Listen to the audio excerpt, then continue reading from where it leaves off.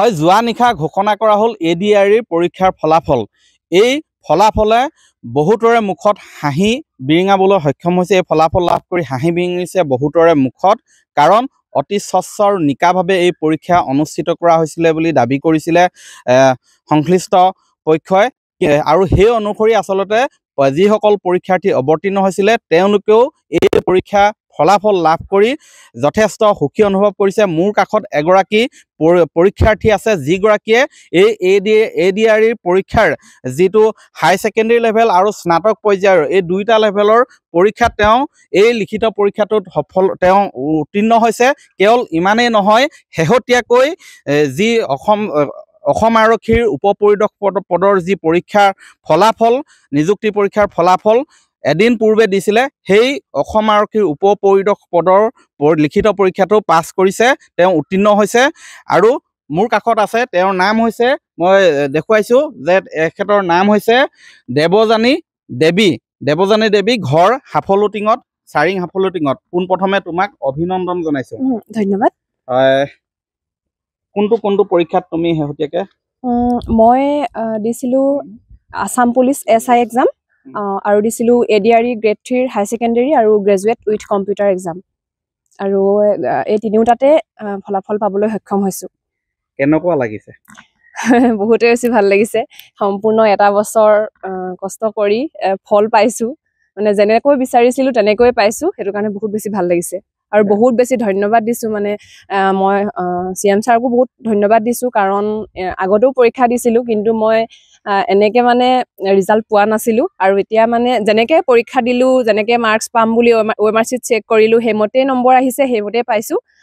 তো বহুত ভালকৈ গোটেইখিনি হৈছে বুলি মানে মোৰ বিশ্বাস। মানে স্বচ্ছ আৰু নিকা হয়, ইয়াত একো মানে তেনেকুৱা 2 নম্বৰ একো কথাই নাহে, কাৰণ মই নিজে মানে OMR শ্বীটত যিটো মাৰ্কছ পাইছোঁ, মোৰ ৰিজাল্টটো সেইটোৱে, মানে সম্পূৰ্ণ আমাৰ হাততে আছে ৰিজাল্ট। এনেকুৱা হৈছে, আৰু এনেকুৱা প্ৰথম হৈছে, মানে কোনো অসমৰ এনেকুৱা পৰীক্ষা মই দেখাই নাছিলোঁ যে এনেকুৱা মানে ইমানেই মুকলি সকলোখিনি, মানে আমি নিজে কি লিখি আহিছোঁ নিজে গম পাওঁ, আমাক মানে দি দিয়া হৈছে, প্ৰথম হৈছে এনেকুৱা। এইটো বহুত বেছি ধন্যবাদ। কি ধৰণে প্ৰস্তুতি চলাইছিলা? প্ৰস্তুতি চলাইছিলোঁ বুলি ক'বলৈ গ'লে, মোৰ আচলতে ছেল্ফ ষ্টাডি আছিলে, নিজে পঢ়িছিলোঁ, আৰু লগতে মই 2-এটা কোচিং চেণ্টাৰৰ পৰা মেটেৰিয়েলো লৈছিলোঁ। মানে যিখিনি মই ধৰক ভালদৰে নাজানিছিলোঁ সেইবিলাক মই শিকিছিলোঁ তেওঁলোকৰ পৰা।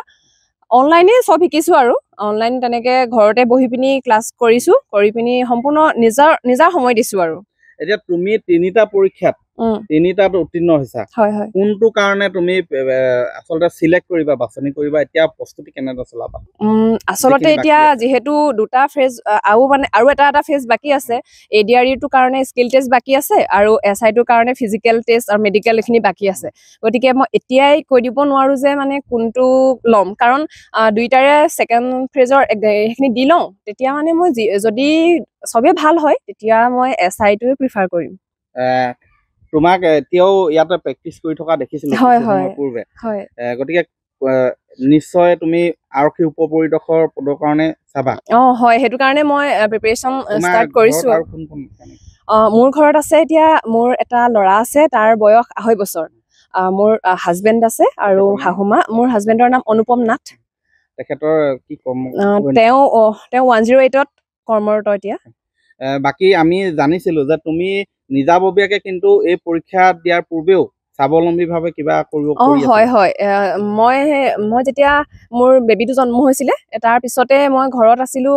ঘৰত থকা সময়খিনি মই আচাৰ ব্যৱসায় কৰিছিলোঁ। আচাৰ ব্যৱসায় কৰি পিনি মই সফলো হৈছিলোঁ। তো তাৰ মাজতে মানে হঠাতে ADRE আহি গৈছিলে। তেতিয়া মই ভাবিলোঁ কি, মোৰ যিটো বয়সো আছে, মই প্ৰথম চাকৰিটোৰ কাৰণে প্ৰিপেৰেশ্যন কৰোঁ, যদি মই নাপাওঁ তেতিয়া মানে মই এই ব্যৱসায়খিনি আগবঢ়াই নিম।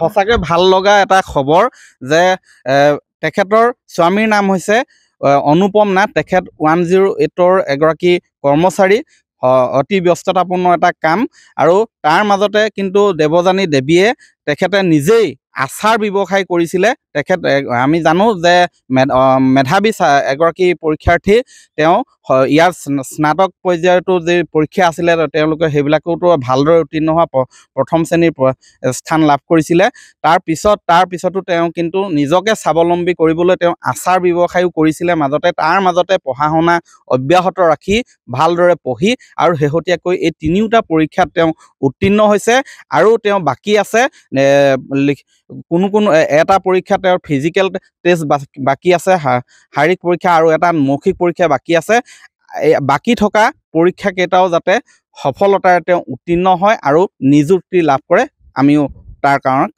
কামনা কৰিছোঁ আপুনি বিচৰা বাতৰি পাব কেৱল নিউজ 18 এপত নিউজ 18 এপ ডাউনলোড কৰিবলৈ স্ক্যান কৰক এই QR কোড গুগল প্লে ষ্টৰতো পাব এই নিউজ 18 এপ